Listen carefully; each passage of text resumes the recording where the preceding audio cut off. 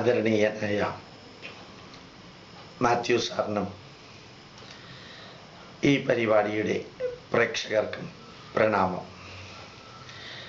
ഭാരതം ക്രിസ്തുമതത്തിലേക്ക് എന്ന ടൈറ്റിലോടുകൂടിയ ഒരു പരിപാടി, ഒരു വിവരണം, ഒരു വീഡിയോ യൂട്യൂബിലേക്ക് അപ്ലോഡ് ചെയ്യേണ്ടായി. അതിന് മറുപടിയായിട്ട് ആരാധ്യനായ മാത്യു സാറ് വികൃതവും വികലവുമായിട്ടുള്ള കുറേ വാദങ്ങൾ നിരത്തുകയുമുണ്ടായി. അതിനെല്ലാം മറുപടി പറയണമെന്ന് തോന്നുന്നു.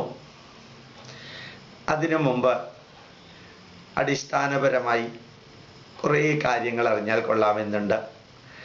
അതുകൊണ്ട് വേദഗ്രന്ഥം എന്ന് ഹിന്ദുക്കളെ തെറ്റിദ്ധരിപ്പിക്കാൻ പറഞ്ഞിരിക്കുന്ന ബൈബിളിലെ കുറേ സംഭവങ്ങളും വിവരണങ്ങളും മാത്യുവിനോടും കൂട്ടത്തിലുള്ളവരോടും ഒന്ന് ചോദിച്ചാൽ കൊള്ളാമെന്ന് എനിക്കൊരാഗ്രഹം തോന്നിയിരുന്നു. അതിലേറ്റവും ആദ്യമായിട്ട് ചോദിക്കാൻ ആഗ്രഹമുള്ളത്, ഭാരതീയ പൈതൃകത്തെക്കുറിച്ചും ഹിന്ദുധർമ്മത്തെക്കുറിച്ചും അസാധാരണമാംവിധം അവഹേളിക്കുന്ന മാത്യു സാറിനോട് ഒരു ചോദ്യം. ഇത്രയും അധികം മോശമാണ് ഹിന്ദുധർമ്മമെങ്കിൽ എന്തിനാ മാത്യു സാറെ ഇപ്പം ഈ പള്ളികളിൽ മുഴുവനും ഈ കൊടിമരം വയ്ക്കുന്നത്? ആ കൊടിമരത്തിൻ്റെ മുകളിൽ എന്തിനാ ഈ കുരിശ് വയ്ക്കുന്നത്? യേശുദേവനെ ആണിയടിച്ചു കൊന്ന് യേശുദേവൻ ഏലി ഏലി ലമാ സബക്താനി, അല്ലയോ ദൈവമേ നീയും എന്നെ ഉപേക്ഷിച്ചോ എന്ന് ചോദിച്ച ആ കുരിശ് കൊടിമരം വെച്ച് പള്ളികളിൽ വെക്കണമെന്ന് ബൈബിളിൽ പറഞ്ഞിട്ടുണ്ടോ? എന്തിനാ ഈ കൽവിളക്ക് പള്ളികളിൽ വെക്കുന്നത്? എന്തിനാ ഹിന്ദുക്കളുടേതായിട്ടുള്ള നിലവിളക്കെടുത്ത് അതിൻ്റെയും മുകളിൽ കുരിശ് വെച്ച് പള്ളിയിൽ വെക്കുന്നത്? എന്തിനാ തൃശ്ശൂരിലെ പുതുപ്പള്ളി പോലെയുള്ള പള്ളികളിൽ എന്തിനാ തുലാഭാരം നടത്തുന്നത്? അത് ഹൈന്ദവ ആചാരമല്ലേ? എന്തിനാ മലയാറ്റൂർ പള്ളിയിലേക്ക് കാവ്യ ഉടുത്തുകൊണ്ട് തന്നെ ഇരുമുടി കെട്ടിക്കൊണ്ട് തന്നെ പോകുന്നത്? അത് ബൈബിളിൽ പറഞ്ഞിരിക്കുന്ന ആചാരമാണോ? തൃശ്ശൂരിലെ പല പള്ളികളിലും വിഷുക്കൈ നീട്ടം കൊടുക്കലും വിഷുവിൻ്റെ ദിവസം കണിവെക്കലും കണ്ടു കുരിശു വെച്ചിട്ട്. അതേ യേശു ക്രിസ്തുവിനെ ആണിയടിച്ചു കൊന്ന ആ തൂക്കുകയർ ഉപയോഗിച്ച് എന്തിനാ മാത്യു സാറെ ഈ ഹിന്ദുക്കളുടെ ആചാരമെടുത്ത് പള്ളിയിൽ ചേർക്കുന്നത്? വിജയദശമി ദിവസം ഓരോ പേരിലൂടെ എഴുത്തിനിരുത്തുന്നത് കണ്ടു. അനവധി പള്ളികളിൽ ഇപ്പോൾ ആനയെ എഴുന്നള്ളിക്കുന്നുണ്ട്. കോലം വെച്ചും പഞ്ചവാദ്യം വെച്ചും പറയെടുപ്പുമായിട്ട് നടത്തുന്നുണ്ട്. ഈ പാശ്ചാത്യ സംസ്കാരത്തിൻ്റെ പ്രേതത്തിൻ്റെ അവശേഷിച്ചിരിക്കുന്ന ഈ ബൈബിള് കഥയും ഈ യഹോവയുടെ രക്തയക്ഷിയുടെ രൂപത്തിലുള്ള വാക്കുകൾ പ്രവൃത്തികളും എല്ലാം സ്വീകരിക്കുന്ന നിങ്ങൾ അത് മതിയായിരുന്നു എങ്കിൽ എന്തിനാ ഈ ഭാരതീയ പൈതൃകത്തിൻ്റെ ഓരോന്നും സ്വീകരിക്കുന്നത്? ഇപ്പൊ സുവിശേഷ പ്രസംഗം നടത്താൻ പോകുന്നവരെല്ലാവരും എന്തിനാ ഹിന്ദു പേരിട്ട് കൊണ്ടുപോകുന്നത്? ഈ പള്ളിയിലച്ഛന്മാരുടെയും പള്ളിയുടെയും അതേപോലെയുള്ളതിനൊക്കെ എന്തിനാ ഹിന്ദു പേരുകൾ ഉപയോഗിക്കുന്നത്? ഇതിൻ്റെ എല്ലാത്തിൻ്റെയും പുറകിൽ പണ്ട് മുതൽക്ക് തന്നെ ക്രിസ്ത്യാനികൾ നടത്തി വരുന്ന ഗൂഢവും നീചവും നികൃഷ്ടവും നിന്ദ്യവുമായ മതപരിവർത്തനത്തിൻ്റെ ഉദ്ദേശമല്ലേ ഉള്ളത്? അപ്പോൾ ഭാരതീയ പൈതൃകം ഇത്രയും അധികം നീചമാണെങ്കിൽ ഇതെല്ലാം അങ്ങോട്ട് കെട്ടിയെടുക്കേണ്ട വല്ല ആവശ്യം ഉണ്ടായിരുന്നോ മാത്യു സാറെ? ഇനി അടുത്ത ഒന്ന് രണ്ട് ചോദ്യങ്ങൾ കൂടി ചോദിക്കട്ടെ. കോമൺ സെൻസ് ഉണ്ടെങ്കിൽ ആൻസർ പറഞ്ഞാൽ മതി, ബുദ്ധിമുട്ടാണെങ്കിൽ പറയണമെന്നില്ല. എനിക്ക് യഹോവയോടോ അല്ലെങ്കിൽ യേശു ക്രിസ്തുവിനോടോ മാത്യു സാറിനോടോ ഇവിടുത്തെ ക്രിസ്ത്യാനികളോടോ എതിർപ്പൊന്നുമില്ല. അവർ ചെയ്യുന്ന നീചവും നികൃഷ്ടവും നിന്ദ്യവുമായി പ്രവൃത്തിയെ എതിർക്കാതിരിക്കാനും സാധ്യമല്ല. ക്രിസ്ത്യാനിറ്റിയേക്കാൾ കൂടുതൽ മാത്യുവിനെ പോലെയുള്ളവർ ചർച്ച്യാനിറ്റിയിൽ ചെയ്യുന്ന അപകടകരമായ കാര്യങ്ങൾ ഈ ഭാരതത്തെ നശിപ്പിക്കാനായി ചെയ്യുന്നത് ഒന്ന് അറിയിക്കാൻ ഞാൻ ആഗ്രഹിക്കുക. മാത്യു സാറെ, യഹോവ സർവശക്തനല്ലേ? ഈ 7 ദിവസം കൊണ്ട് സർവ്വതിനെയും സൃഷ്ടിച്ച ആളല്ലേ? അത്ര കപ്പാസിറ്റി ഉള്ള യഹോവ എല്ലാം ഉണ്ടാക്കിയതിന് ശേഷം ആദത്തിനെ ഉണ്ടാക്കാൻ അവയെ ഉണ്ടാക്കാൻ എന്തിനെ ഈ ആദത്തിൻ്റെ വാരിയല്ലെടുത്തത്? ഇത്ര ഉണ്ടാക്കിയ ആൾക്ക് തന്നെത്താൻ അങ്ങോട്ട് ഉണ്ടാക്കിക്കൂടായിരുന്നോ അവയെയും? മാത്രമല്ല ഈ ജ്ഞാനക്കനി എന്ന സാധനം ഉണ്ടാക്കിയതും ദൈവമാണല്ലോ. ഒന്നുമില്ലാത്ത ഇവിടെയാണല്ലോ ഈ യഹോവ എന്ന ദൈവം ഇതെല്ലാം ഉണ്ടാക്കിയത്? അങ്ങേർക്ക് അത് ഉണ്ടാക്കാതിരുന്നൂടായിരുന്നോ? മാത്രമല്ല, ഈ ജ്ഞാനക്കനി തിന്നരുതെന്ന് ആദത്തിനോടും അവയോടും പറഞ്ഞത് ഒരു സർപ്പമാണ്. അതെന്നാ വളരെ പണ്ടൊന്നുമല്ല കേട്ടോ, 10,000 വർഷങ്ങൾക്ക് മുമ്പാണ്. അപ്പൊ ഏത് സയൻസ് പ്രകാരമാണ് മത്തായി സാറേ, മാത്യു സാറേ ഈ സർപ്പം സംസാരിക്കുന്നത്? അതൊരു കഥയല്ലേ? കഥയായിട്ടുള്ള ബൈബിളിനെ എങ്ങനെയാണ് നിങ്ങളൊരു വലിയ വേദഗ്രന്ഥമായിട്ട് എടുക്കുന്നത്? ഇനി ആ സർപ്പം ഈ യഹോവ സൃഷ്ടിച്ച ആദത്തിനെയും അവയെയും ഈ ജ്ഞാനക്കനി തിന്നാൻ പ്രേരിപ്പിച്ചു എങ്കിൽ, ഈ ആദത്തിനെയും അവയെയും സൃഷ്ടിച്ച ഈ യഹോവയേക്കാൾ കപ്പാസിറ്റി ഉള്ള പാർട്ടിയല്ലേ ഈ സാത്താൻ എന്ന് പറയുന്ന സർപ്പം? മാത്രമല്ല, സർപ്പത്തിന് കുറച്ചുകൂടി നന്മയുണ്ടെന്നാണ് എനിക്ക് തോന്നുന്നത്. മാത്യു സാറിനും അത് തോന്നാൻ സാധ്യതയുണ്ട്. കാരണം സർപ്പമാണ് ആദത്തിനെ ഉപദേശിച്ചത്, നീ ജ്ഞാനക്കനി തിന്നണം, നിനക്ക് വിവേകം ഉണ്ടാവണം, നിനക്ക് ജ്ഞാനം ഉണ്ടാവണം. ദൈവത്തിന് പോലും നിനക്ക് ജ്ഞാനം ഉണ്ടാവുന്നത് ഇഷ്ടമല്ല. അപ്പൊ ദൈവത്തിന് മനുഷ്യന് ജ്ഞാനം ഉണ്ടാവുന്നത് ഇഷ്ടമല്ല, വിവേകം ഉണ്ടാവുന്നത് ഇഷ്ടമല്ല എന്ന് സർപ്പം പറഞ്ഞ അതുപോലെ ഇവിടുത്തെ നല്ല ഒരു പണ്ഡിതൻ പറഞ്ഞാൽ ആ പണ്ഡിതൻ പറഞ്ഞതല്ലേ ശരി? മനുഷ്യന് വിവേകം ഉണ്ടാവണം, മനുഷ്യന് ജ്ഞാനം ഉണ്ടാവണം, മനുഷ്യൻ നന്മയിലേക്ക് പോകണം, പ്രാകൃതനായിട്ടിരുന്നാൽ പോരാ. ഇതൊരു പണ്ഡിതൻ പറഞ്ഞാലും സാത്താൻ പറഞ്ഞാലും പറഞ്ഞതിൻ്റെ കണ്ടന്റ് നല്ലതാണെങ്കിൽ യഹോവ പറഞ്ഞതിനേക്കാളും നല്ലത് സാത്താൻ പറഞ്ഞതല്ലേ? അപ്പൊ പൂജിക്കേണ്ടത് സാത്താനെ അല്ലേ മാത്യു സാറേ? മാത്രമല്ല, ഇനി വേറൊന്നുകൂടി എനിക്കൊരു സംശയം തോന്നുന്നുണ്ട്. ഈ യഹോവ എന്ന ദൈവം മനുഷ്യന് വിവേകം ഉണ്ടാവരുത്, ജ്ഞാനം ഉണ്ടാവരുത്, ജ്ഞാനക്കനി തിന്നരുത് എന്ന് പറഞ്ഞതിൻ്റെ അർത്ഥം എന്താ?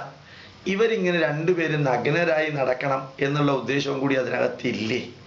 അവർക്ക് വിവേകം ഉണ്ടായതിന് ശേഷമല്ലേ അവര് തുണി ഉടുക്കാൻ തുടങ്ങിയത്? അപ്പൊ ഈ മനുഷ്യൻ തുണി ഉടുക്കാതെ നടക്കണം എന്ന് യഹോവയ്ക്ക് എന്താ ഇത്ര നിർബന്ധം? അതിൻ്റെ പുറകിൽ എന്തോ ഒരു ദുരുദ്ദേശമില്ലേ മാത്യു സാറേ? ആരെങ്കിലുമൊക്കെ തുണി ഉടുക്കാതെ നടക്കണം എന്ന് കുറെ പേര് നിയമം കൊണ്ടുവന്നാൽ അതിൻ്റെ പുറകിൽ സതുദ്ദേശമാണോ ദുരുദ്ദേശമാണോ? ഏതായാലും മഹാഭാഗ്യത്തിന് സാത്താൻ വന്ന് ഉപദേശിച്ചില്ലായിരുന്നെങ്കിൽ ആദവും അവ്വയും ഇന്ന് കേരളത്തിലും ലോകത്തിലുമുള്ള ക്രിസ്ത്യാനികളും എങ്ങനെ നടക്കുമായിരുന്നു എന്ന് മാത്യു സാറ് ചിന്തിച്ചിട്ടുണ്ടോ? ഇതാണ് എനിക്ക് ആദ്യം ചോദിക്കാനുള്ളത്. ഇവിടെ കൊണ്ട് തീർന്നില്ല മാത്യു സാറേ, കുറച്ചുകൂടി എനിക്ക് ചോദിച്ചാൽ കൊള്ളാമെന്നുണ്ട്. ഈ ദൈവം സർവശക്തനല്ലേ? എല്ലാത്തിനും കപ്പാസിറ്റി ഉള്ള ആളല്ലേ? 6 ദിവസം കൊണ്ട് സർവ്വതിനെയും സൃഷ്ടിച്ച ആളല്ലേ? അങ്ങനെയുള്ള ദൈവം ഈ യേശുക്രിസ്തുവിനെ സാത്താൻ പിടിച്ചപ്പോ മിണ്ടാതിരുന്നത് എന്തായിരുന്നു? അങ്ങനെ അവനവന്റെ പുത്രനെ, ദൈവപുത്രനെ തന്നെ കയറി സാത്താൻ പിടിച്ചപ്പോഴും ഒന്നും ചെയ്യാൻ പറ്റാതിരുന്ന യഹോവ നിങ്ങളെപ്പോലെയുള്ള കുറേ കേരളത്തിലെ ക്രിസ്ത്യാനികളെ സംരക്ഷിക്കുമെന്ന് ധരിക്കുന്നത് മണ്ടത്തരല്ലേ? ആഭ്യന്തരമന്ത്രിക്ക് അവനവന്റെ വീട് പോലും സംരക്ഷിക്കാൻ സാധിച്ചില്ല, അവനവന്റെ മക്കളെ പോലും സംരക്ഷിക്കാൻ സാധിക്കാത്ത ഒരു ആഭ്യന്തരമന്ത്രി ഉണ്ടെന്ന് വിചാരിക്കുക. അപ്പൊ പിന്നെ അയാളെങ്ങനെ ഈ ആഭ്യന്തരമന്ത്രി പറയാ? അവനവന്റെ മകനെ പോലും സാത്താനിൽ നിന്ന് മോചിപ്പിക്കാൻ പറ്റാത്ത യഹോവ നിങ്ങളെ സാത്താനിൽ നിന്ന് മോചിപ്പിക്കും. ഇനി ഇപ്പൊ ഞാൻ പറഞ്ഞത് യേശുക്രിസ്തുവിനെ കുറിച്ചാണല്ലോ. യേശുക്രിസ്തുവിനെ കുറിച്ച് തന്നെ എനിക്ക് വേറൊരു സംശയമുണ്ട്. യഥാർത്ഥത്തിൽ യേശുക്രിസ്തു ഉണ്ടായിരുന്നോ മാത്യു സാറേ? ഒന്ന് ചിന്തിച്ചു നോക്കാം. ഈ ലോകത്തില് 16 ലക്ഷം തരത്തിലുള്ള ജന്തുക്കളുണ്ട്. ഈ 16 ലക്ഷം തരത്തിലുള്ള ജന്തുക്കളില് ഒരു ജന്തുവിലെ സ്ത്രീ വംശത്തിൽ പോലും പുരുഷന്റെ സംസർഗമില്ലാതെ സ്ത്രീ ഗർഭം ധരിക്കില്ല. പുരുഷന്റെ സംസർഗമില്ലാതെ സ്ത്രീ ഗർഭം ധരിച്ചിരിക്കുന്ന ചരിത്രമാണെങ്കിൽ ഒരേ ഒരു ചരിത്രം കന്യാമറിയത്തിന്റെ ചരിത്രമാണ്. കഥയാണെങ്കിൽ അത് സാരമില്ല, കഥയിൽ അങ്ങനെയൊക്കെ വന്നു എന്ന് വരും, അത് വലിയ കുഴപ്പമുള്ള കാര്യമില്ല. കഥ പലതരത്തിലുണ്ട്. ഹിന്ദു പുരാണങ്ങളിലുമുണ്ട് ഒരു തീർത്ഥം കഴിച്ചിട്ട് പുരുഷൻ ഗർഭം ധരിച്ചത്. അത് പക്കാ പുരാണ കഥ, അതിന് കഥയുടെ സ്ഥാനമേ ഉള്ളൂ. അതാണ് അവസാനത്തെ വാക്കെന്നൊന്നും ഹിന്ദുക്കൾ പറഞ്ഞിട്ടും ഇല്ല. അപ്പൊ ഇത് അവസാനത്തെ വാക്ക് എന്ന് പറഞ്ഞ കന്യാമറിയത്തിനെ പൂജിക്കുന്നുണ്ടല്ലോ. അച്ഛനല്ലാത്ത ജോസഫിന് സെയിന്റ് പദവി നൽകിയല്ലോ. അപ്പൊ ഈ ദൈവം എങ്ങനെ ഈ കന്യാമറിയത്തിൽ ഗർഭം ഉണ്ടാക്കിയത്? ഒരു ഡോക്ടറോട് ചോദിക്കുന്ന ലാഘവത്തോടു കൂടി ഞാൻ അങ്ങയോട് ചോദിക്കാം. ദൈവത്തിന് അത്രയും കപ്പാസിറ്റി ഉണ്ടായിരുന്നു ഒരു സ്ത്രീയില് സംസർഗമില്ലാതെ സ്ത്രീയെ ഗർഭം ധരിപ്പിക്കാൻ. അത്രയും കപ്പാസിറ്റി ഉണ്ടായിരുന്നെങ്കിൽ ഈ കുരിശിലേറിയ യേശു ക്രിസ്തുവിനെ ഒന്ന് താഴത്തേക്ക് ഇറക്കാൻ എന്തായിരുന്നു യഹോവയ്ക്ക് ഇത്ര ബുദ്ധിമുട്ട്? ആ കുരിശിൽ കിടന്ന് പെടഞ്ഞ് സഹിച്ചപ്പോഴും ആ യേശു ക്രിസ്തുവിനെ കുന്തം കൊണ്ട് കുത്തിയവരെ ഒരു പാഠം പഠിപ്പിക്കാൻ ഈ യഹോവയ്ക്ക് സാധിക്കുമായിരുന്നില്ലേ? എല്ലാത്തിനെയും പ്രതികാര വാഞ്ചയോടുകൂടി കടലിൽ മുക്കിയും വാളുകൊണ്ട് കൊന്നും ചോര ഒലിപ്പിച്ചു കൊന്നും മഹാരോഗം വരുത്തി കൊന്നും അശേര വിഗ്രഹങ്ങൾ തകർത്ത് ഉടച്ച് തന്നെ ആരാധിക്കാത്തവരുടെ 4 തലമുറ ദണ്ണിപ്പിച്ചൊക്കെ പോയിരിക്കുന്ന യഹോവയ്ക്ക് ഈ 2 പേരെ കൈകാര്യം ചെയ്യാൻ സാധിച്ചില്ലേ? യേശു ക്രിസ്തുവിനെ ആണിയടിച്ച 2 പേരെ. അപ്പൊ ഇത്രയും ഒരു സ്ത്രീയില് സംസർഗമില്ലാതെ ഗർഭം ഉണ്ടാക്കാൻ സാധിച്ച ഒരു യഹോവയ്ക്ക് അതൊരു ചരിത്രമാണെങ്കിൽ യേശു ക്രിസ്തു ജനിച്ചത് 2000 വർഷങ്ങൾക്ക് മുമ്പാണെന്ന് തോന്നുന്നു. ജനിച്ചിട്ടുണ്ടെങ്കിൽ അങ്ങനെ ഒരാൾ ജനിച്ചിരിക്കാൻ സാധ്യതയില്ല. കാരണം പുരുഷന്റെ സംസർഗം ഇല്ലാതെ ഒരു സ്ത്രീ ഗർഭം ധരിച്ചതായിട്ട് മെഡിക്കൽ സയൻസിലില്ല. മെഡിക്കൽ സയൻസിനേക്കാൾ വലിയ ഒരു ദൈവിക സയൻസ് ആണെങ്കിൽ ആ മെഡിക്കൽ സയൻസിനേക്കാളും വലിയ ദൈവിക സയൻസിന്റെ അടിസ്ഥാനത്തിൽ തന്നെ ജൂത പുരോഹിതന്മാർ പറഞ്ഞില്ലേ, ഇവൻ ദൈവപുത്രനാണെങ്കിൽ കുരിശിൽ നിന്ന് ഇറങ്ങി വരട്ടെ എന്ന്. അതേപോലെയല്ലേ സാത്താനും പറഞ്ഞത്, നീ ദൈവപുത്രനാണെങ്കിൽ നിന്നെ നിന്റെ ദൈവം വന്ന് രക്ഷിക്കട്ടെ എന്ന്.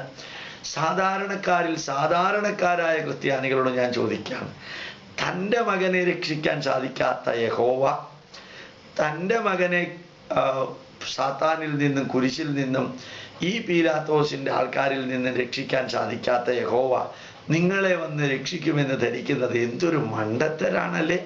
ഒരു കോമൺ സെൻസിന് നിരക്കുന്ന കാര്യമാണോ അത്? ആണെന്ന് എനിക്ക് തോന്നണില്ല. അപ്പൊ ഒന്ന് ആലോചിച്ച് നോക്കാം. ആ യേശു ക്രിസ്തു മരിച്ചിട്ടില്ല. ബൈബിളിൽ തന്നെ മാർക്കോസിന്റെ ഭാഗത്തിൽ വളരെ വ്യക്തമായിട്ട് പറയുന്നുണ്ട്, ജീവനുള്ളവരെ ജീവനില്ലാത്തവരുടെ ഇടയിൽ, മരിച്ചവരുടെ ഇടയിൽ അന്വേഷിച്ചാൽ എങ്ങനെയാ കിട്ടാന്നൊരു ചോദ്യം ഉണ്ട്. അപ്പൊ യേശു ക്രിസ്തു മരിച്ചിട്ടില്ല. അതിപ്രഗത്ഭനായ കേരളത്തിലെ ഒരു മെഡിക്കൽ കോളേജിലെ പ്രിൻസിപ്പാളായിരുന്ന ഡോക്ടർ CP മാത്യു ഒരു ലേഖനം എഴുതിയിരുന്നു. ഗോപാലകൃഷ്ണൻ എഴുതിയതല്ല, ഡോക്ടർ CP മാത്യു എഴുതിയതാണ്. മെഡിക്കൽ കോളേജിലെ പ്രിൻസിപ്പാൾ. ഒരിക്കലും യേശു ക്രിസ്തു കുരിശിൽ മരിച്ചിട്ടില്ല.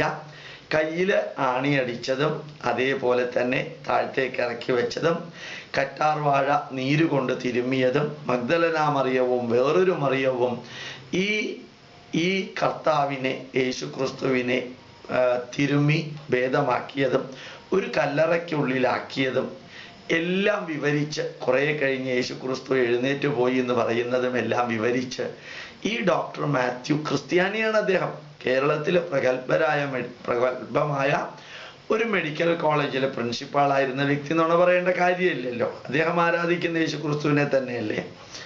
അദ്ദേഹം പറഞ്ഞിട്ടുണ്ട് ഇത് ശുദ്ധ അബദ്ധാണ്. അപ്പൊ ഇല്ലാത്ത ഒന്ന് യേശു ക്രിസ്തുവിനെ കുരിശിലേറ്റി കൊന്നത് എന്തിനാ? മനുഷ്യന്റെ പാപത്തിന്. അപ്പൊ മരിക്കാത്ത യേശു ക്രിസ്തു ആരുടെ പാപ എടുത്തത്?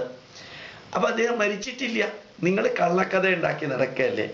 ചിലപ്പോൾ ചില രാജ്യങ്ങളെ കീഴടക്കാൻ ചില വലിയ രാജ്യങ്ങൾ ഉണ്ടാക്കുന്ന കള്ളക്കഥമാരി ഹിന്ദുക്കളെയും, മുസ്ലിങ്ങളുടെ അടുത്ത് ഇത് ചെലവാവില്ല, ഈ ഹിന്ദുക്കളുടെ അടുത്തും പാവപ്പെട്ട ജൂതന്മാരെയും തെറ്റിദ്ധരിപ്പിച്ച് പറ്റിച്ച് ചതിച്ച് വഞ്ചിച്ച് യേശു ക്രിസ്തു കുരിശിൽ മരിച്ചു എന്നും എന്നിട്ട് 3-ാം ദിവസം ഉയർത്തെഴുന്നേറ്റു എന്നും. മരിക്കാത്ത ആൾ എങ്ങനെയാ മാത്യു സാറെ ഉയർത്തെഴുന്നേക്കുന്നത്? ഒരല്പമെങ്കിലും കോമൺ സെൻസ് വേണ്ടേ ഇതൊക്കെ പറയുന്നതിന്? മരിക്കാത്ത ആള് പുനർജനിച്ചു എന്ന് പറയാ, എന്നിട്ട് എഴുന്നേറ്റ് പോയി എന്ന് പറയാ, എന്നിട്ട് അങ്ങേര് സ്വർഗത്തിൽ പോയി എന്ന് പറയാ, എന്നിട്ട് 64-ാമത്തെ വയസ്സിൽ കാശ്മീരിൽ വന്ന് മരിച്ചു എന്ന് അറിയിക്കാം. ഈ സ്വർഗത്തിലേക്ക് പോയി എന്ന് പറഞ്ഞ യേശു ക്രിസ്തുവിനെ കുറിച്ച് എന്തിനാ മാത്യു സാർ ഇത്രയും നുണ പറഞ്ഞുകൊണ്ട് നടക്കുന്നത്? മാത്രമല്ല, ബൈബിളിൽ എവിടെയെങ്കിലും ഒരു വരി പറഞ്ഞിട്ടുണ്ടോ മനുഷ്യന്റെ പാപത്തിന് വേണ്ടിയാ യേശു ക്രിസ്തു കുരിശിലേറിയതെന്ന്? ആ കുരിശിലേറിയത് എല്ലാ സ്ഥലത്തും നടക്കുന്നതാ.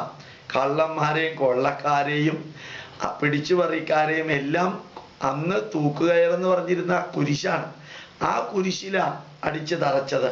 അന്ന് നിലനിന്നിരുന്ന നിയമവ്യവസ്ഥയെ ലംഘിച്ചതിനാ യേശു ക്രിസ്തുവിനെ, അല്ലാണ്ട് പാപികളുടെ പാപം സ്വീകരിക്കാൻ വേണ്ടിയിട്ടൊന്നും അല്ല യേശു ക്രിസ്തുവിനെ അടിച്ചത്.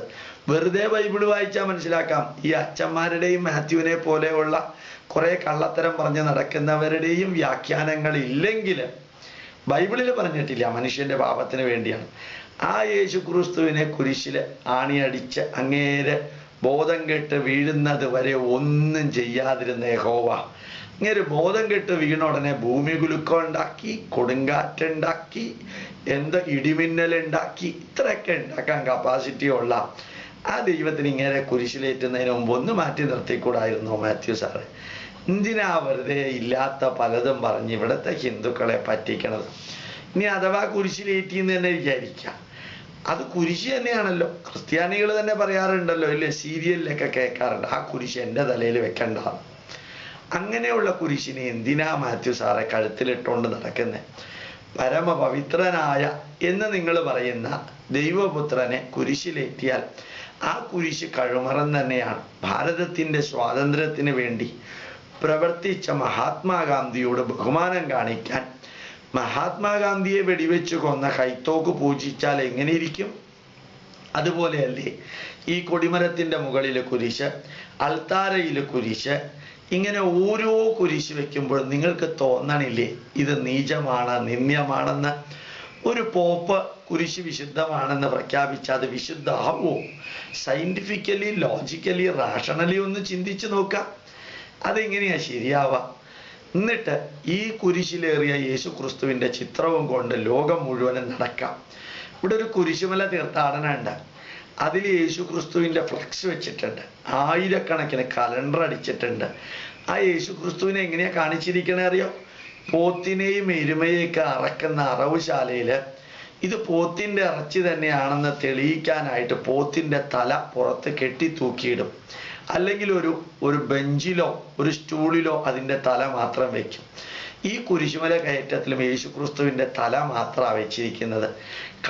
കണ്ണിൽ കൂടെ ചോര, കണ്ണുനീര് പോലുമല്ല, ചോര, മൂക്കിക്കൂടെ ചോര, തലയിൽ കൂടെ ചോര, ഇങ്ങനെ ചോര ഒലിപ്പിക്കുന്ന ഈ യേശു ക്രിസ്തുവിനെ കണ്ടിട്ട് നിങ്ങൾക്ക് എന്താ തോന്നണത്? എനിക്ക് അത്ഭുതം തോന്നാറുണ്ട്. ഏതൊരു ദൈവവും മറ്റൊരുവനെ സംരക്ഷിക്കാൻ കഴിവുള്ളവനാണെങ്കിൽ ആദ്യം അവനവനെ സംരക്ഷിക്കാൻ കഴിവുള്ളവനാവണം. അവനവനെ സംരക്ഷിക്കാൻ കഴിവില്ലാത്ത ഒരു ദൈവപുത്രൻ മറ്റൊരുവനെ സംരക്ഷിക്കുമെന്ന് ധരിക്കുന്നത് എന്തൊരു അബദ്ധാണല്ലേ? നമ്മൾ സാധാരണ പറയല self help is the best help എന്നല്ല ഇംഗ്ലീഷിൽ പറയുക. അവനവനെ പോലും സംരക്ഷിക്കാൻ പറ്റിയിട്ടില്ല. അവനവൻ തന്നെ കരഞ്ഞോണ്ട് നടന്നിട്ട് തന്നെത്താനെ പറഞ്ഞുകൊണ്ട് നടക്കാം, നിങ്ങളുടെ പാപത്തിന് വേണ്ടിയാ ഞാൻ കുരിശിലേറിയെന്ന്. അന്നന്ന് നിലനിന്നിരുന്ന നിയമ സംവിധാനത്തെ വെല്ലുവിളിച്ചത് കൊണ്ടല്ലേ അങ്ങേരെ ഈ കുരിശിലേറ്റിയത്? സത്യത്തിൽ പറയാമോ, മനുഷ്യൻ ചെയ്ത ഏത് പാപത്തിനാ കുരിശിലേക്ക് ഏറ്റിയത് ഇങ്ങേരെ? ആദി പാപത്തിനോ? മനുഷ്യൻ ജ്ഞാനക്കനി തിന്നതിനോ? അങ്ങനെ തിന്നില്ലായിരുന്നെങ്കിൽ പിന്നെ മനുഷ്യൻ എങ്ങനെ നടക്കുമായിരുന്നു എന്ന് ഞാൻ പറഞ്ഞല്ലോ ഇല്ലേ? ശരിക്ക് തുണിയില്ലാതെ നടക്കുമായിരുന്നു. 2012 നിങ്ങളൊക്കെ തുണിയില്ലാതെ നടക്കുന്ന ഒരു കാഴ്ച നിങ്ങൾക്ക് ചിന്തിക്കാൻ പറ്റുമോ? ആ സാത്താൻ വന്നതുകൊണ്ട് രക്ഷപ്പെട്ടതാ. അതിനെ ആദിപാപം എന്ന് പറയുന്നത് എന്തൊരു നീചാണല്ലേ? ഇനി വേറൊരു ചോദ്യവും കൂടിയുണ്ട്. യേശു ക്രിസ്തുവിനെ കുരിശിലേറ്റി എന്ന് പറഞ്ഞല്ലോ, എന്തിനു വേണ്ടിയാ? പാപികളെ രക്ഷിക്കാൻ വേണ്ടി, പാപികളുടെ പാപത്തിന് വേണ്ടിയിട്ട്, പാപം പോവാൻ വേണ്ടിയിട്ട്. ശരിക്ക് ബർണാഡ് ഷാ പറഞ്ഞൊരു വരിയുണ്ട്, ബർട്രാൻഡ് റസൽ വേറെ രീതിയിൽ അത് പറഞ്ഞിട്ടുണ്ട്. ഒരു വിക്കറ്റ് ആയിട്ടുള്ള, ക്രൂവലായിട്ടുള്ള, തെമ്മാടിയായിട്ടുള്ള, പിടിച്ചുപറിക്കാരനായിട്ടുള്ള, അതേപോലെ കള്ളനായിട്ടുള്ള മനുഷ്യരെയാണ് പാപികൾ എന്ന് പറയുക.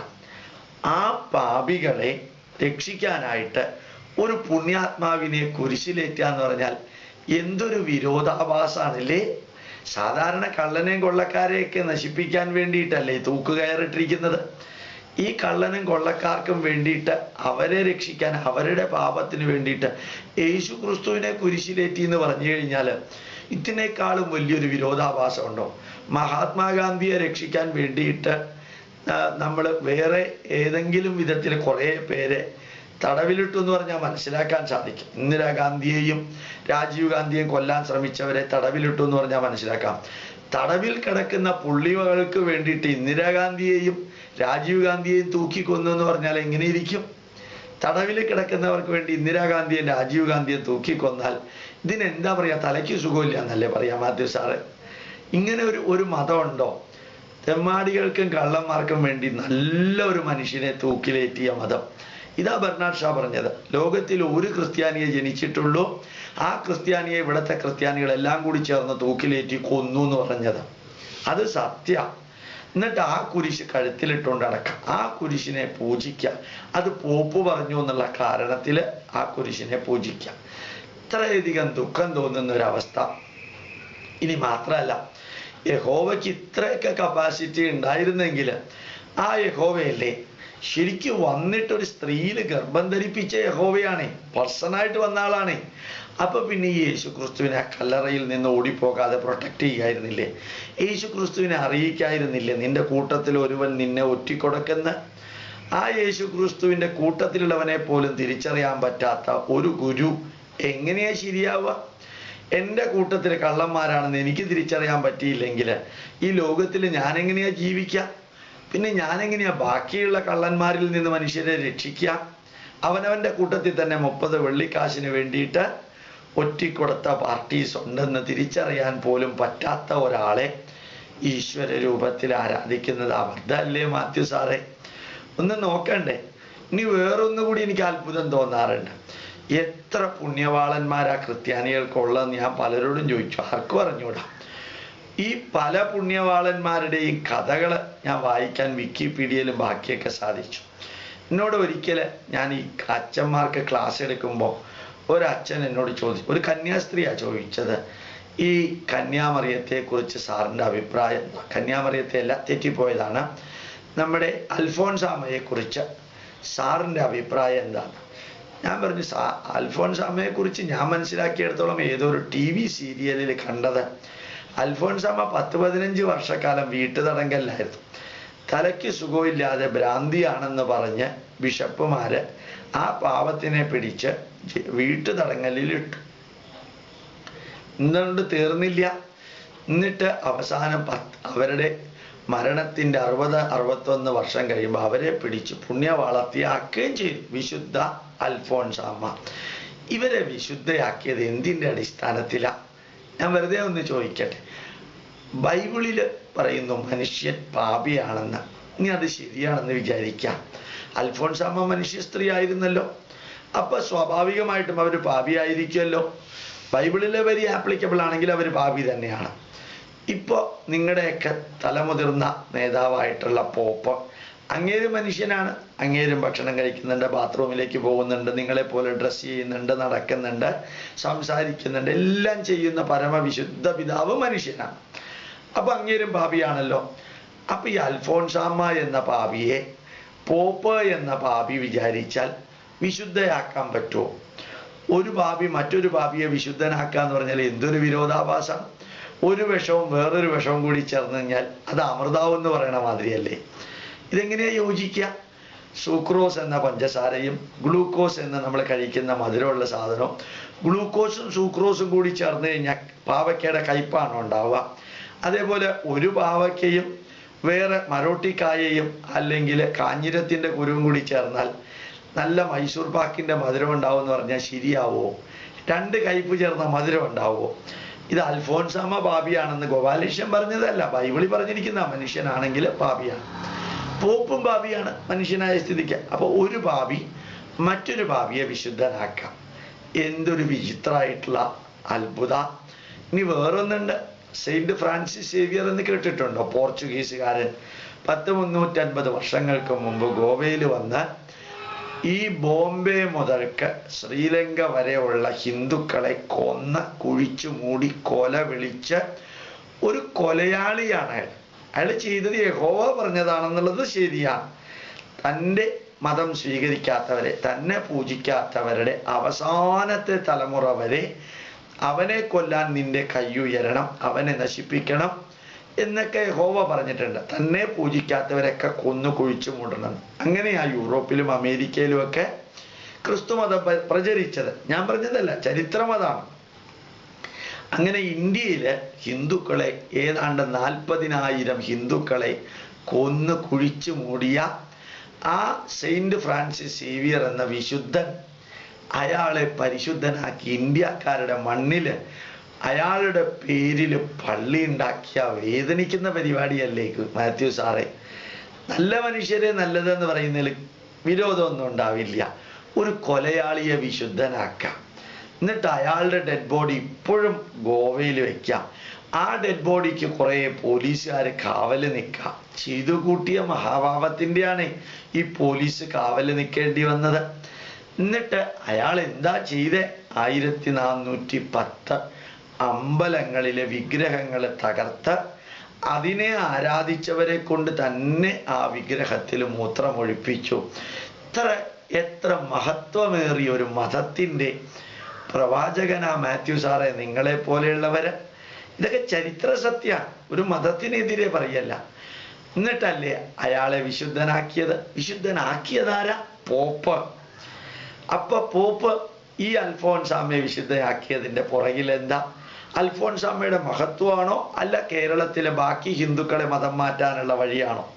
ഭാരതം മുഴുവനും ഈ ക്രിസ്ത്യാനികൾ മതം മാറ്റുമ്പോൾ അതിന് നേതൃത്വം നൽകുന്നത് കേരളത്തിലെ 2.5 ലക്ഷത്തോളം അച്ഛന്മാരും കന്യാസ്ത്രീകളും 40,000-ഓളം വരുന്ന ഈ മതപരിവർത്തന തൊഴിലാളികൾ 400 രൂപ ആണുങ്ങൾക്കും 250 രൂപ പെണ്ണുങ്ങൾക്കും കൂലി കൊടുത്ത് ഒരു ഈഴവനെ മതം മാറ്റിയാൽ 2 ലക്ഷം രൂപ അല്ലെങ്കിൽ 1 ലക്ഷം രൂപ, ഒരു നായരെ മതം മാറ്റിയാൽ 5 ലക്ഷം രൂപ, ഒരു ബ്രാഹ്മണനെ മതം മാറ്റിയാൽ 10 ലക്ഷം രൂപ, പൂജാരിയെ മതം മാറ്റിയാൽ എത്രയാ അയാൾ പറയുന്നതെന്ന് വെച്ചാൽ അത് കൊടുത്ത് എന്തിനായി യേശു ക്രിസ്തുവിൻ്റെ പാതയിലേക്ക് കൊണ്ടുപോകുന്നേ?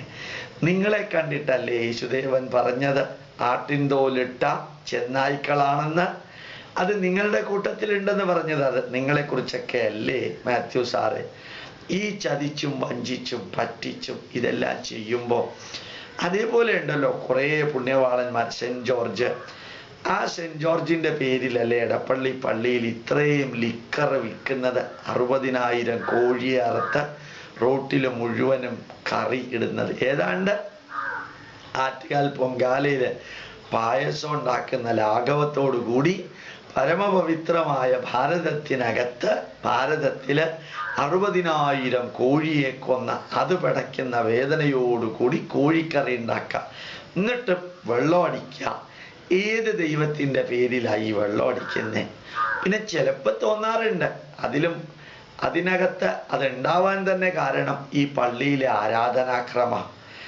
ദൈവപുത്രനും വിശുദ്ധനും പവിത്രനും കർത്താവും എല്ലാമായ യേശു ക്രിസ്തുവിൻ്റെ മുമ്പിൽ ചെന്ന് കർത്താവേ എൻ്റെ പാപം നീ ഏറ്റെടുക്കണമേ, അത് ഏറ്റെടുക്കുന്നതിന് പകരം നിന്റെ ശരീരം ഞാൻ തിന്നുന്നേ എന്ന് പറഞ്ഞ് ഗോതമ്പുണ്ട തിന്നുന്നില്ലേ? ഈ നാടിൻ്റെ സംസ്കാരത്തിനും പൈതൃകത്തിനും പറ്റിയതാണോ? ഒരച്ഛൻ എന്നോട് ചോദിക്കേണ്ട, നിലയ്ക്കല് ഒരു പ്രഭാഷണത്തിന് പോയപ്പോൾ ഞങ്ങൾ ഈ കൊടിമരവും കൽവിളക്കും കാവ്യവസ്ത്രവും എല്ലാം സ്വീകരിച്ചു, ഭാരതീയ സംസ്കാരത്തിലേക്ക് വരികയാണ്, സാറിൻ്റെ അഭിപ്രായം എന്താണ്? അതിന് ഞാൻ മറുപടി പറഞ്ഞു, കൊടിമരത്തെ ക്രൈസ്തവവൽക്കരിക്കാൻ യേശു ക്രിസ്തുവിനെ ആണിയടിച്ച് തൂക്കിയ സാധനം, കൽവിളക്കിനെ ക്രൈസ്തവവൽക്കരിച്ചു, വിളക്കിനെ ക്രൈസ്തവവൽക്കരിച്ചു, അതേപോലെ കാവ്യവസ്ത്രത്തെ ക്രൈസ്തവവൽക്കരിച്ചു. ഇതെല്ലാം ക്രൈസ്തവവൽക്കരിച്ചുകൊണ്ട് ഭാരതീയ സംസ്കാരത്തെ ക്രിസ്ത്യാനികൾ സ്വീകരിക്കുകയാണെന്ന് പറഞ്ഞാൽ നിങ്ങൾ ആദ്യം ചെയ്യേണ്ടത് ഈ യേശു ക്രിസ്തുവിൻ്റെ ശരീരം ഗോതമ്പുണ്ടയായിട്ട് തിന്നുന്നത് നിർത്തുക. ഞാൻ പൂജിക്കുന്ന ഈശ്വരൻ്റെ ശരീരം തിന്നുക, ആ ഈശ്വരൻ്റെ ചോര വീഞ്ഞായിട്ട് കുടിക്കുക. ഒരു കോമൺ സെൻസ് ഉള്ള ഈ കോട്ടയത്തെയും പാലായിലെയും 90 വയസ്സായിട്ടുള്ള ഒരു വിദ്യാഭ്യാസവും ഇല്ലാത്ത ഒരു ക്രിസ്ത്യാനി സ്ത്രീയോട് ചോദിക്കാം, യേശു ക്രിസ്തുവിൻ്റെ ചോരയാ കുടിക്കുന്ന അമ്മച്ചിക്ക് അറിയോ, അല്ലെങ്കിൽ അച്ചായൻ അറിയോ എന്നൊന്ന് ചോദിക്കാം. അപ്പം അവർ താഴെയിടും കയ്യുന്ന.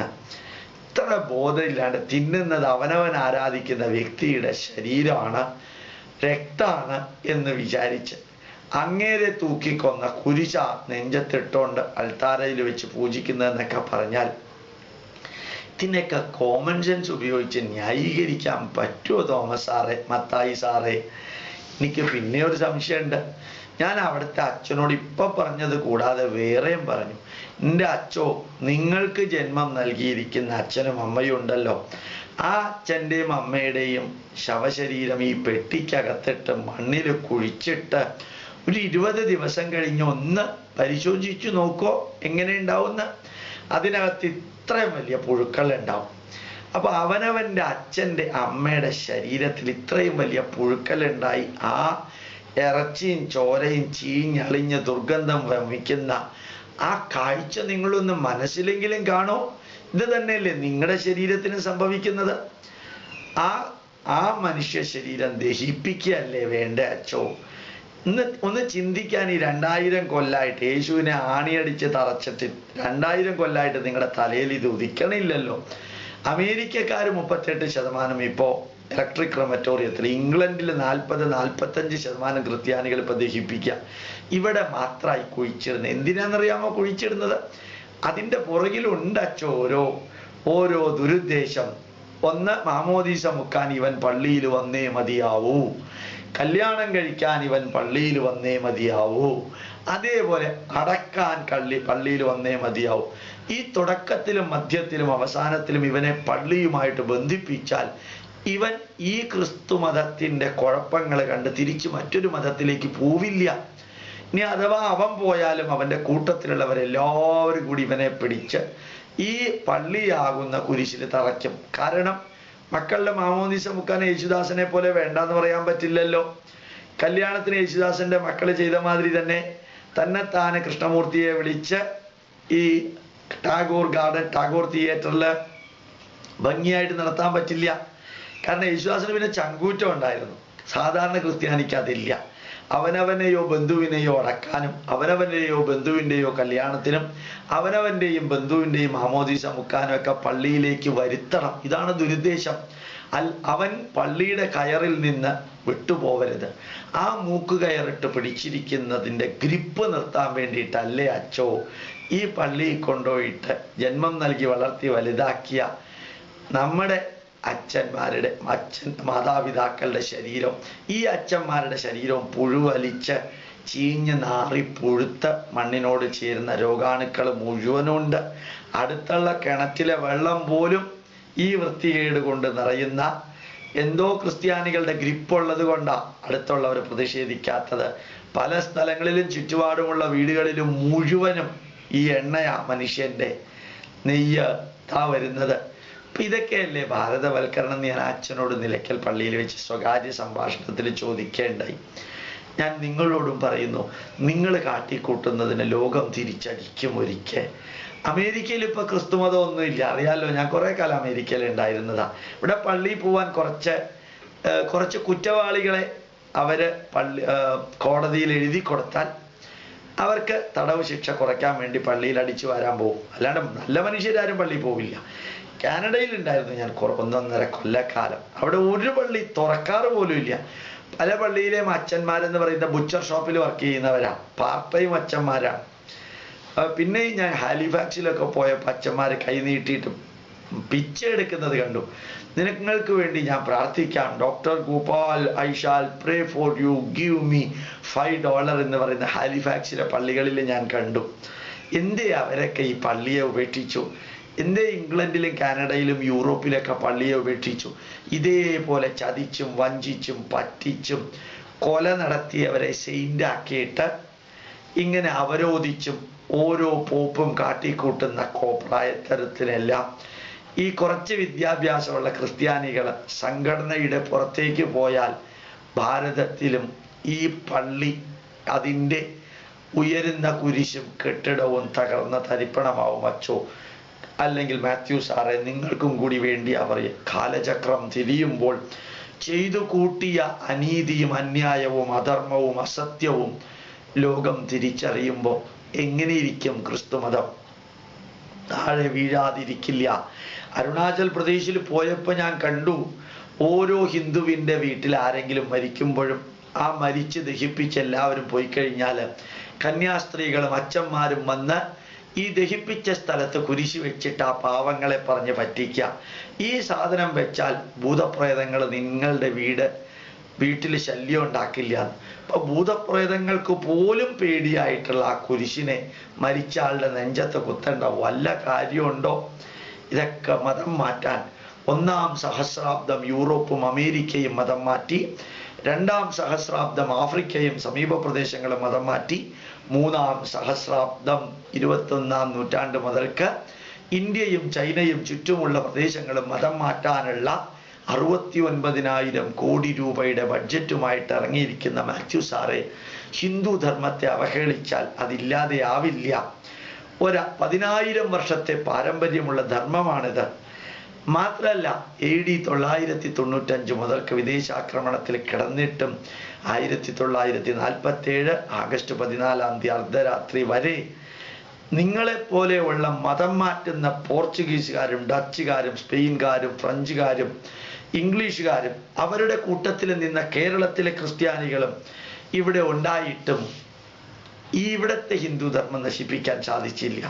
2% പോലും മതം മാറ്റാൻ അവർക്ക് സാധിച്ചില്ല. ആഫ്രിക്കൻ കോണ്ടിനെന്റ് മതം മാറ്റി 62 വർഷം കൊണ്ട് എല്ലാവരെയും. അതൊക്കെ പാവങ്ങളായതുകൊണ്ടാണ്. ഈ നാട്ടിൽ കുറച്ചും കൂടി സംസ്കാരമുള്ളവരുണ്ട്. നിങ്ങളും ആ സംസ്കാരമുള്ളവന്റെ കൂട്ടത്തിലായിരുന്നു. ഇപ്പൊ പറഞ്ഞു നടക്കണില്ലേ, എൻ്റെ അച്ഛൻ്റെ അച്ഛൻ നമ്പൂതിരിയാണ്, എൻ്റെ അച്ഛൻ്റെ അച്ഛൻ ബ്രാഹ്മണനാണെന്നൊക്കെ പറഞ്ഞ് ഇവിടുത്തെ അച്ഛന്മാരും ഇവിടുത്തെ കുറെ സ്ത്രീകളൊക്കെ പറഞ്ഞു നടക്കുന്നുണ്ട്. അത്ഭുതം തോന്നാറുണ്ട്. അവനവൻ ക്രിസ്ത്യാനിയാണ്. ആ ക്രിസ്ത്യാനിയായതിൻ്റെ പദവി ഉയർത്താൻ മുത്തച്ഛനും മുത്തച്ഛൻ്റെ മുത്തച്ഛനും ഒക്കെ ബ്രാഹ്മണരും നമ്പൂതിരിയാണെന്ന് പറഞ്ഞുകൊണ്ട് നടക്കുന്ന നാണം കെട്ട ചില പരിപാടികൾ എന്തൊക്കെയാ നിങ്ങൾ കാട്ടിക്കൂട്ടുന്നതെന്ന് മാത്യു സാറെ നിങ്ങൾ അറിയുന്നുണ്ടോ? ഇത് ലോകം അറിയുന്നില്ലെന്ന് ധരിക്കോ നിങ്ങൾ? ഈ ബൈബിളിലെ യമര്യ എന്നൊരു ഭാഗം വായിച്ചാൽ സത്യം മനസ്സിലാവും. യഹോവ എന്ന് പറയുന്ന ആളാണ് സാത്താൻ എന്ന്. ശരിക്കും സാത്താനെയാണ് നിങ്ങൾ പൂജിക്കുന്നതെന്ന് മനസ്സിലാവും. എനിക്ക് എതിർപ്പൊന്നുണ്ട്. യമര്യ ബൈബിളിലുള്ള കാര്യമാണ് ഞാൻ ഈ പറയുന്നത്. ഈ കൊല വിളിച്ച് ബിൻലാദനെ പോലെ നടക്കുന്ന ഒരു ദൈവീകാംശത്തെ എങ്ങനെയാ ആരാധിക്കാൻ സാധിക്കാം? ഇത് ബൈബിളിലുണ്ട്. ഞാൻ കൊട്ടേഷൻ സഹിതം കാണിച്ചിട്ടുണ്ടായിരുന്നു. എൻ്റെ സൃഷ്ടിയൊന്നുമില്ല. എനിക്ക് ഒരു മതത്തിനോട് എതിർപ്പില്ല. ഞാനത് തുറന്നു പറയാം. പക്ഷെ നിങ്ങളെപ്പോലെയുള്ളവരെ കാട്ടിക്കൂട്ടുന്ന ചിലത് കണ്ട് സഹിക്കാൻ വയ്യാത്തത് കൊണ്ടാണ് ഞാൻ പ്രതികരിക്കുന്നത്. എൻ്റെ കൂട്ടത്തിൽ പ്രവർത്തിക്കുന്ന മുസ്ലിങ്ങളുണ്ട്, ക്രിസ്ത്യാനികളുണ്ട്. അവരും ഞാനും വളരെ ഇന്ന് ഞാൻ പറയാറുണ്ട്, എന്നെ ഞാനാക്കി മാറ്റിയത് തൃപ്പൂണിത്തുറയിലെ പള്ളിക്കുന്നിൽ മത്തായി എന്ന് പറയുന്ന സാറ്. ഇന്നും അദ്ദേഹത്തിൻ്റെ കാലിൽ തലതൊട്ട് ഞാൻ നമസ്കരിക്കാറുണ്ട്. ഞാൻ 114 പുസ്തകം എഴുതിയിട്ടുണ്ട്.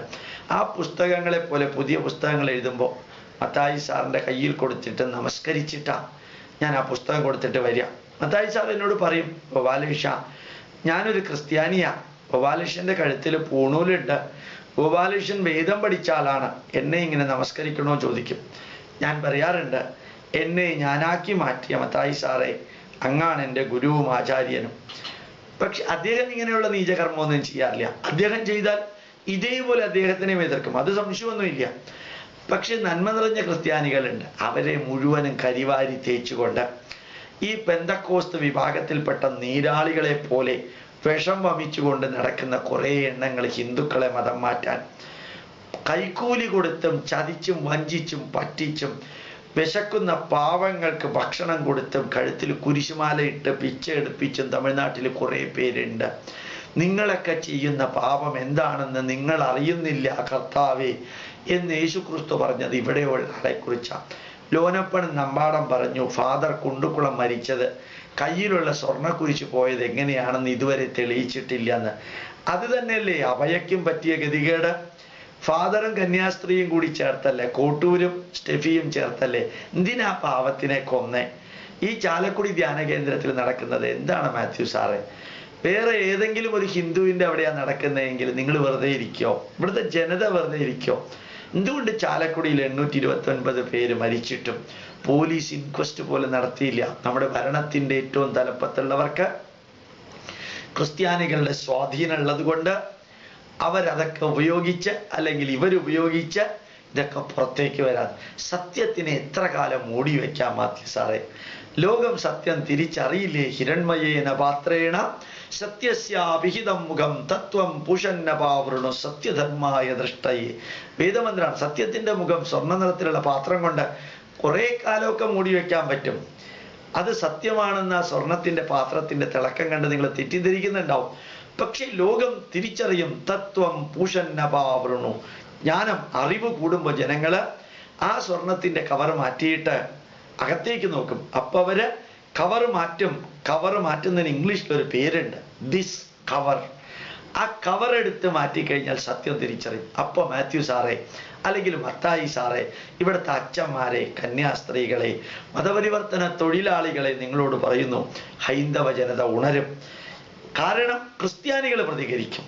ചതിച്ചും വഞ്ചിച്ചും പറ്റിച്ചും നിങ്ങൾ ചെയ്യുന്ന കുറേ കാര്യങ്ങൾക്ക് ഈ രാഷ്ട്രം ജഗദീശ്വരന്റെ 10 അവതാരത്തിന് സാക്ഷി നിന്ന രാഷ്ട്രമാണ്. യെരുശലേമിലേക്ക് ദൈവം ദൈവപുത്രനെ അയച്ചുള്ളൂ, മെക്കയിലേക്ക് ദൈവത്തിന്റെ പ്രവാചകനെ അയച്ചു. ഈശ്വരൻ 10 പ്രാവശ്യം അവതരിച്ച ഈ പരമപവിത്രമായ രാഷ്ട്രത്തില് ഇംഗ്ലീഷുകാർ വിചാരിച്ചിട്ട് പോലും 2% കൺവെർട്ട് ചെയ്യാൻ പറ്റിയുള്ളൂ. യേശു, സാമുവൽ, രാജശേഖർ റെഡ്ഡി, YSR റെഡ്ഡി എന്നൊക്കെ പേരായിട്ട് ഹിന്ദുക്കളുടെ പേരിട്ടുകൊണ്ട് ക്രിസ്ത്യാനിയായിട്ട് ജീവിക്കുന്നില്ലേ കുറേ പേര്? ഒരിക്കലെങ്കിലും ഈ രാഷ്ട്രവും ഇവിടുത്തെ ജനതയും ഇവിടുത്തെ ആത്മീയ ചൈതന്യവും നിങ്ങൾ ചെയ്യുന്ന കള്ളത്തരത്തെ തിരിച്ചറിയുന്നില്ലെന്ന് തോന്നുന്നുണ്ടോ നിങ്ങൾക്ക്? ഗോപാലകൃഷ്ണൻ പറയുന്നു. ഗോപാലകൃഷ്ണൻ പറഞ്ഞതാണ് നുണയെങ്കിൽ, അതാണ് അവാസ്തവമെങ്കിൽ ഇതും പോകും, ഗോപാലകൃഷ്ണനും പോകും. ഭാരതം എന്ന രാഷ്ട്രം അത് ശാശ്വത സത്യങ്ങളിൽ സത്യമേവ ജീയതേ നാനൃതം സത്യേന പന്ഥാ വിതതോ ദേവയാന, വേദത്തിന്റെ വരിയാണ്. സത്യത്തിന്റെ വഴിയിലൂടെ മാത്രമേ ഈശ്വര ചൈതന്യം നടക്കുള്ളൂ. നിങ്ങൾ ചെയ്യുന്നത് കള്ളത്തര. ചതിച്ചും വഞ്ചിച്ചും പറ്റിച്ചും കാശുകൊണ്ടും പ്രലോഭിപ്പിച്ചും ജോലി കൊടുത്തും അന്ധവിശ്വാസങ്ങളിൽ നിന്ന് മോചിപ്പിക്കുന്നു എന്ന പേരിലും പിച്ചക്കാരനായ ഹിന്ദുവിനെ പിച്ചക്കാരനായ ക്രിസ്ത്യാനി തന്നെ ആക്കി കഴുത്തിൽ കുരിശിടുക. കള്ളനോട്ടും അതേപോലെ കള്ളപ്പണവും വാരി വിതരണം ചെയ്ത് ഇവിടെ മുഴുവനും പള്ളികൾ ഉണ്ടാക്കിയിട്ട് മതം മാറ്റുക. എത്ര കാലം ഇതെല്ലാം നടക്കും മാത്യു സാറേ? ഇതൊക്കെ ഒരാളെങ്കിലും പറയണ്ടേ നിങ്ങളുടെ അടുത്ത്? അതുകൊണ്ടാണ് ഗോപാലകൃഷ്ണൻ ഈ ഉത്തരവാദിത്തം ഏറ്റെടുത്തത്. മാത്യു സാറിന് ഉൾപ്പെടെ ഇതെല്ലാം കാണുന്നവർക്ക് ഗോപാലകൃഷ്ണന്റെ പ്രണാമം, നമസ്കാരം.